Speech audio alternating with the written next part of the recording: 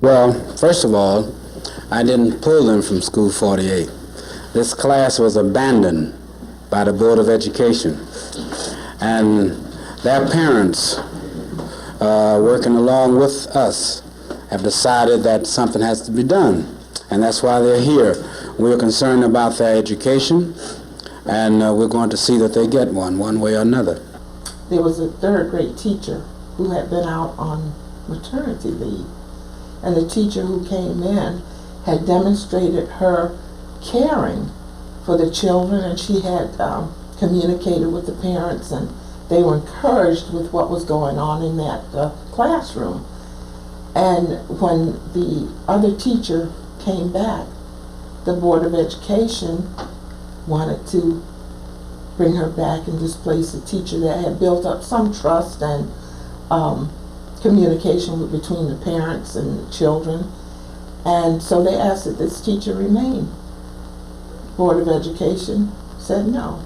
This sort of thing happened in our schools all the time.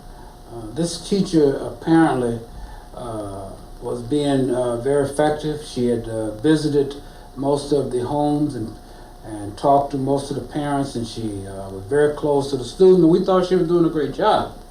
And she had communicated with our organization about some concerns that she had in the schools. And when the schools found out about that, we felt that that was the reason that they transferred her at the end of December.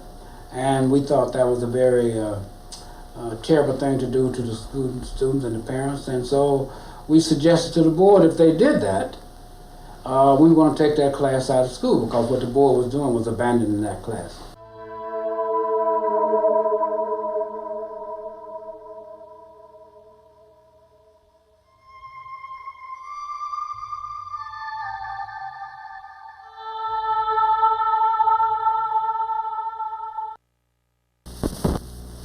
As I see it, this is the first effective stand that parents have taken against the poor quality education that they are getting in the Buffalo public school system. From my own past experience, I know it's through them and only through them that any kind of change is going to take place. And I'm willing, as a teacher, to offer my services to them in hopes that some change might take place. What we were doing at that time was trying to make school officials responsible for what was happening in their schools. What happened normally is that if kids did well, the school officials took credit for it. If kids did poorly, the school officials blamed their homes and their environment and other things on it. So we were just saying that you can't have it both ways. If you're going to take credit for when the kids do well, then you need to take the blame for when they don't do well. And a lot of kids at School 48 were not doing that well. And they have this principle there that we didn't think was that effective. And we thought it would be better if either she took some blame and took some responsibility, or they changed and got a new principal. But as these reports on this principal came in, it became apparent that this was a lady probably who at one time had been a very good teacher, but she had outstayed her usefulness. She was a senior citizen. She had more than enough time to retire.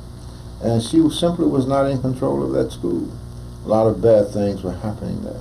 I thought we got great support from the students' parents. And then after a while, the students were on television every night because the TV camera was covering, the TV station was covering the event quite thoroughly, and every day, as a matter of fact.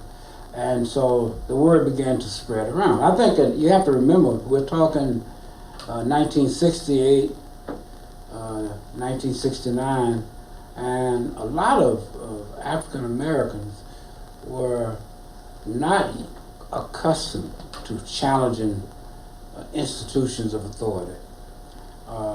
And so I think a lot of them were amazed that we had the daring to take on the Board of Education and any other institution, the police department.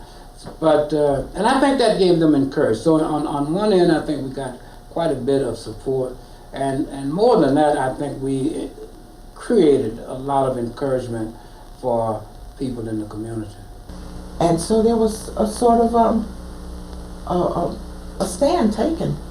And the result of that, and there were many articles every day about threats that were made to the parents, threats that were made to the organization and the community, and that our wishes were not going to be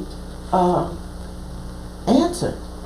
And the result of that, though, was, and the resolution was that we would begin the academy with this third grade class.